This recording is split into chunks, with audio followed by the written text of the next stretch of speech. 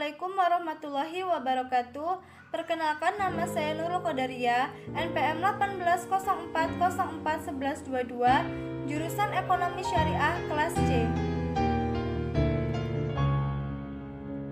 Video ini dibuat untuk memenuhi tugas mata kuliah Fiskal dan Moneter yang diampu oleh Ibu Selvia Nuriasari. Dalam video ini, saya akan menjelaskan materi tentang peluang penggunaan uang emas sebagai mata uang global. A. Definisi uang. Dalam Kamus Besar Bahasa Indonesia diterangkan bahwa uang adalah alat penukar atau standar pengukur nilai yang sah yang dikeluarkan oleh pemerintah suatu negara berupa kertas, emas, perak, atau logam lain yang dicetak dalam bentuk dan gambar tertentu. Menurut Taqiyuddin An-Nahbani, uang didefinisikan sebagai sesuatu yang dipergunakan untuk mengukur tiap barang dan tenaga. Uang merupakan standar penggunaan yang terdapat pada barang dan tenaga. Misalkan harga adalah standar untuk barang, sedangkan upah adalah standar untuk manusia, yang masing-masing merupakan masyarakat terhadap nilai barang dan tenaga orang. Sementara promis, saham, dan sejenisnya tidak bisa disebut sebagai uang. B. Sejarah dinar dan standar emas. 1. Sejarah dinar. Pada masa sebelum datangnya Islam, dinar merupakan uang yang digunakan dalam transaksi perdagangan. Berbagai jenis dinar emas dan perak dirham beredar dalam perdagangan sebagai akibat dari banyaknya bangsa Arab yang berdagang dengan bangsa Romawi, Byzantium, dan para pedagang yang melewati negeri Arab. Secara bahasa, dinar berasal dari kata denarius atau Romawi Timur, dan dirham berasal dari kata Dachma atau Persia. Menurut hukum Islam, dinar yang dipergunakan adalah setara 4,25 gram emas 22 karat dengan diameter 23 mm. Standar ini telah ditetapkan pada masa Rasulullah dan telah dipergunakan oleh World Islamic Trading Organization atau WTO hingga saat ini. Sedangkan uang dirham setara dengan 2,975 gram perak murni. Dinar dan dirham dicetak pertama kali pada masa pemerintahan Khalifah Abdul Malik bin Marwan pada tahun 695 Masehi. Dalam perjalanannya sebagai mata uang yang digunakan, dinar dan dirham cenderung stabil dan tidak mengalami inflasi yang cukup besar selama kurang lebih 1.500 tahun.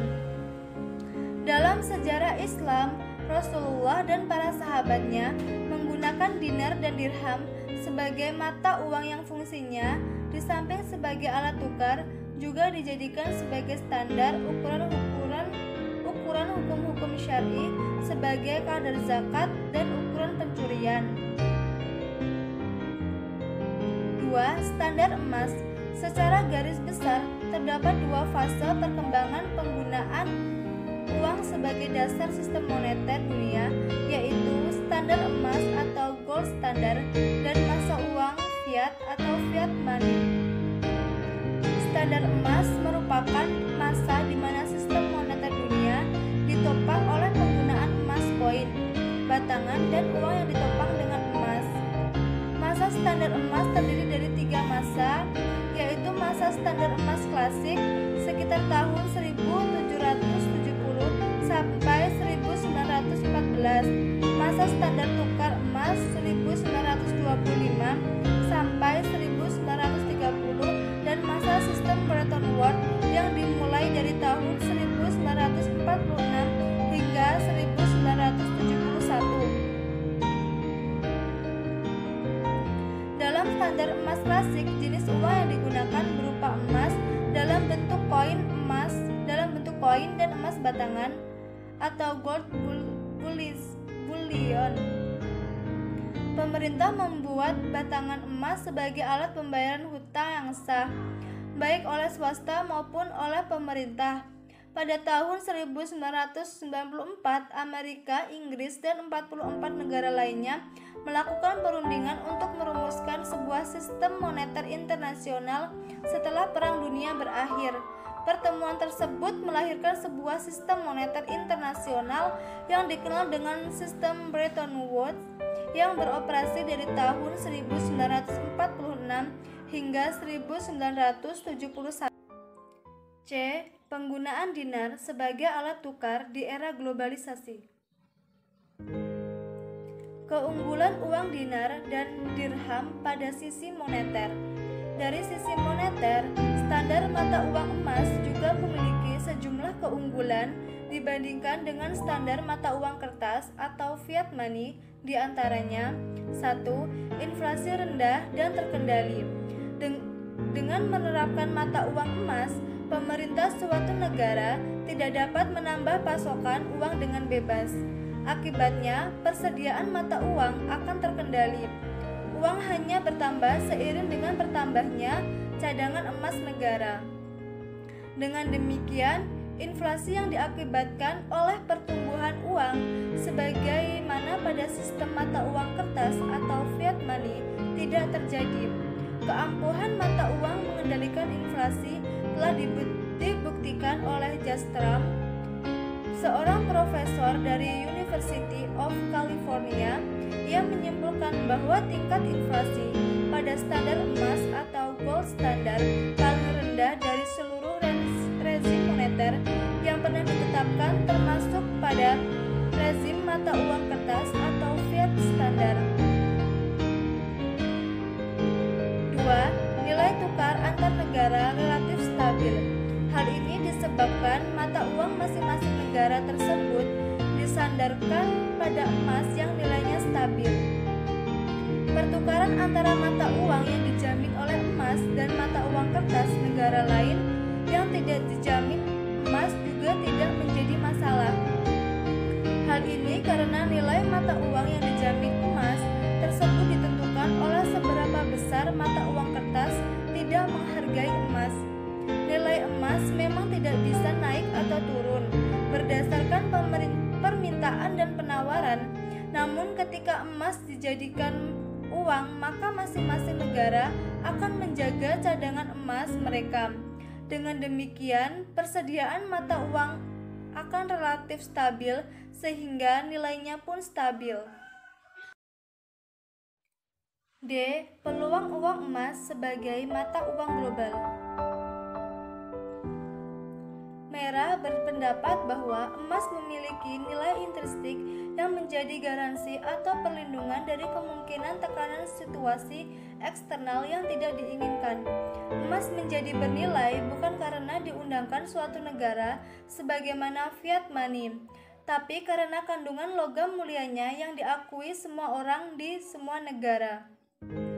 Dinar dirham tidak menimbulkan inflasi dari proses penciptaan uang dan juga bebas dari proses penghancuran uang. Dinar dan dirham merupakan alat tukar yang sempurna karena nilai tukarnya melekat pada koin mata uang itu sendiri. Berbeda dengan uang kertas yang nilainya dipaksakan untuk keputusan yang berwenang. Penggunaan dinar dirham dapat mengeliminasi penurunan ekonomi dan resesi karena setiap transaksi didasari oleh transaksi di sektoril. Secara makro, penggunaan dinar dirham menciptakan sistem moneter yang adil dan berjalan dengan harmonis dengan sektoril. Sektoril yang tumbuh bersamaan dengan perputaran dinar dirham akan menjamin ketersediaan kebutuhan masyarakat pada harga yang terjangkau. Pertumbuhan ekonomi secara mikro diharapkan menekan berbagai masalah sosial seperti kemiskinan, pengangguran, maupun kesenjangan ekonomi. Mata uang emas bisa menjalankan fungsi uang modern dengan sempurna, yaitu fungsi alat tukar, fungsi satuan pembukuan, dan fungsi penyimpan nilai. Searah dengan perkembangan zaman, uang tidak hanya dari emas dan perak, akan tetapi menjadi benda lainnya yang sampai akhirnya melahirkan uang kertas yang tanpa backup apapun, dikenal dengan fiat money.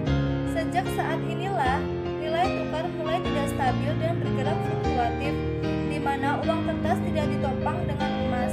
Pada era sebelumnya hingga hancurnya The Bretton Woods System, pada uang masih dikaitkan dengan emas. Dalam perjanjian tersebut ditetapkan bahwa mata uang suatu negara harus ditopang dengan dolar, sedangkan dolar diedarkan Amerika Serikat juga ditopang dengan emas. Dengan adanya kenyataan-kenyataan yang ada, muncul gagasan untuk kembali pada dinar emas sebagai mata uang yang dilontarkan oleh para pemikir ekonomi Islam dan golongan politik Islam. Umumnya, gagasan tersebut ditunjukkan dengan argumentasi akademis berdasarkan fakta-fakta yang ada dalam kelemahan dan kegagalan sistem moneter yang berjalan saat ini, dan sebagai jalan keluar atas permasalahan tersebut adalah kembali pada dinar emas. Di antara pendukung gagasan ini mengkritisi bahwa akar persoalan dalam sistem moneter yang berjalan saat ini ada 3 pilar pokok, yaitu fiat money, bunga, dan kewajiban untuk memelihara cadangan minimum di bank sentral. Atas permasalahan ini ditawarkan jalan keluar dengan kembali pada sistem dinar emas, disertai dengan teknis-teknis penggunaan dinar emas dalam pandangan internasional dan transaksi domestik. Dalam sejarah moneter dunia dijumpai bahwa penggunaan mata uang kertas yang tidak ditopang oleh komoditas seperti emas menyebabkan sejumlah masalah yang sangat serius dalam perekonomian. Di antara masalah tersebut adalah 1. Mata uang kertas menyebabkan inflasi yang tinggi. Inflasi terjadi karena jumlah uang kertas yang beredar tidak sebanding dengan jumlah uang emas yang ada. Akibatnya, nilai mata uang semakin lama semakin merosot. 2. Legitimasi uang kertas sangat rapuh. Mata uang kertas tidak disandarkan pada suatu komoditas yang bernilai seperti emas dan perak. Uang kertas hanya ditopang oleh undang-undang suatu negara, sehingga ketika negara tidak stabil, rakyat akan beralih pada mata uang atau komoditas yang lebih kuat atau stabil. Pada tahun 1929 sempat terjadi kegoncangan pasar modal.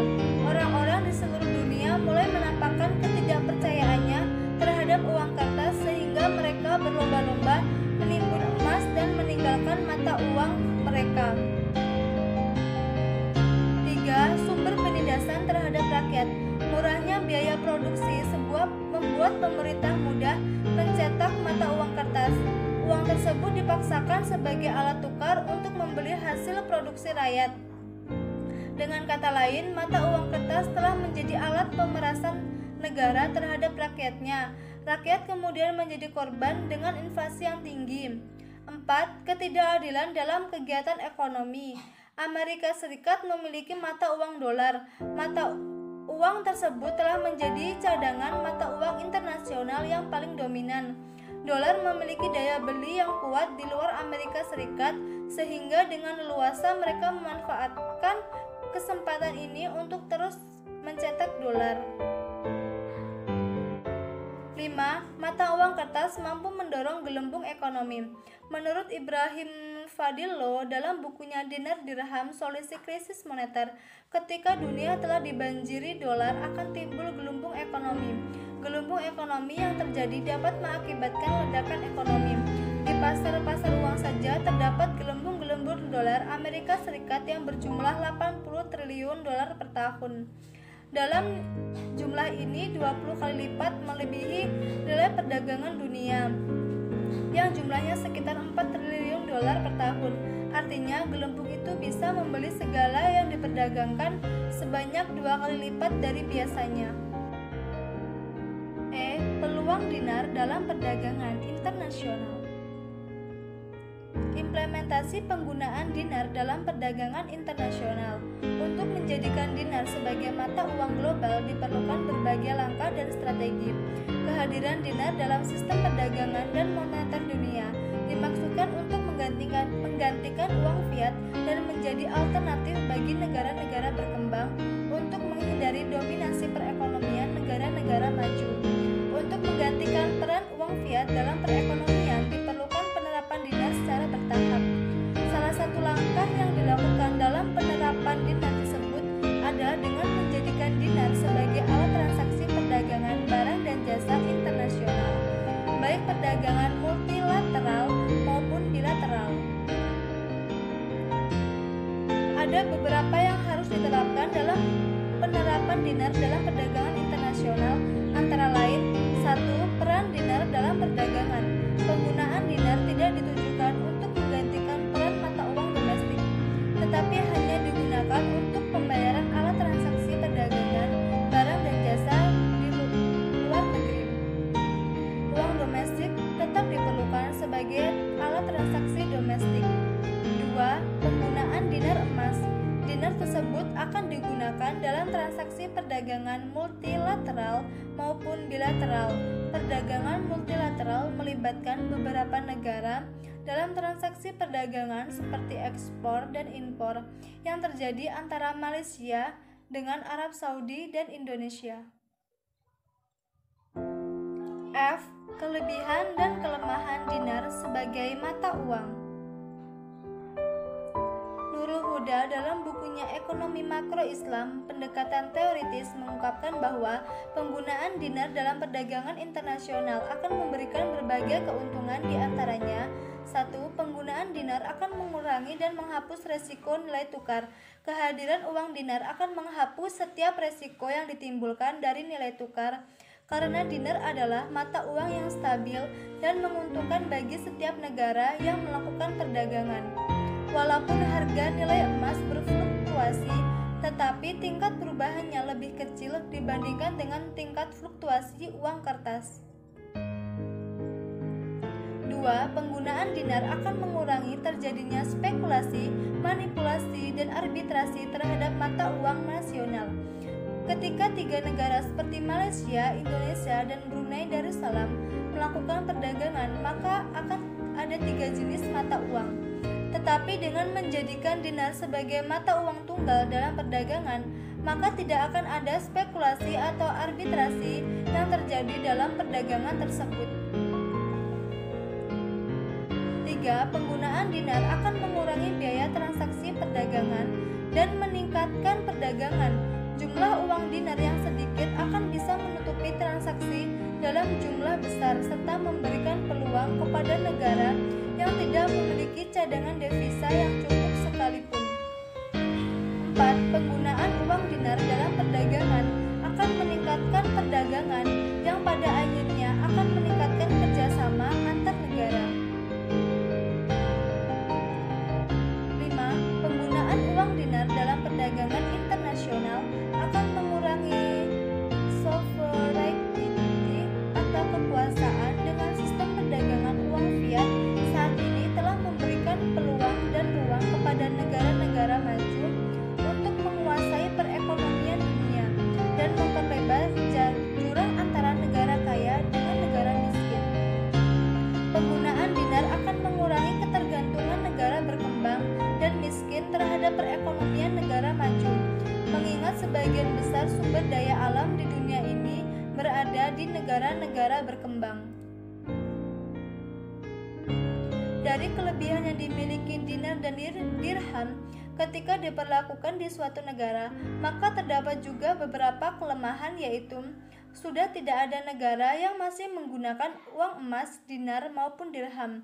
Semua negara di dunia telah meninggalkan atau tidak lagi menggunakan uang emas dan perak, seperti Inggris yang tidak lagi menggunakan mata uang emas sejak tahun 1931, karena terdapat beberapa alasan yang membuat negara-negara tersebut tidak lagi menggunakan uang emas dan perak. Beberapa ilmuwan menyatakan bahwa penggunaan emas dan perak terkendala pada bahan baku mata uang itu sendiri. Penggunaan mata uang tentu selalu bergantung pada ketersediaan emas. Hal ini sebagaimana dari hasil penelitian Salmi Edawati Yaakob yang berjudul Study Study of Implementation Gold Dinar as Currency yang menyatakan bahwa penggunaan emas sebagai mata uang tidak memungkinkan untuk dilaksanakan karena kekurangan dalam penyediaan infrastruktur fisik, yakni pasokan emas yang tidak memadai. Sekian materi yang dapat saya sampaikan, semoga bermanfaat dan saya akhiri. Wassalamualaikum warahmatullahi wabarakatuh.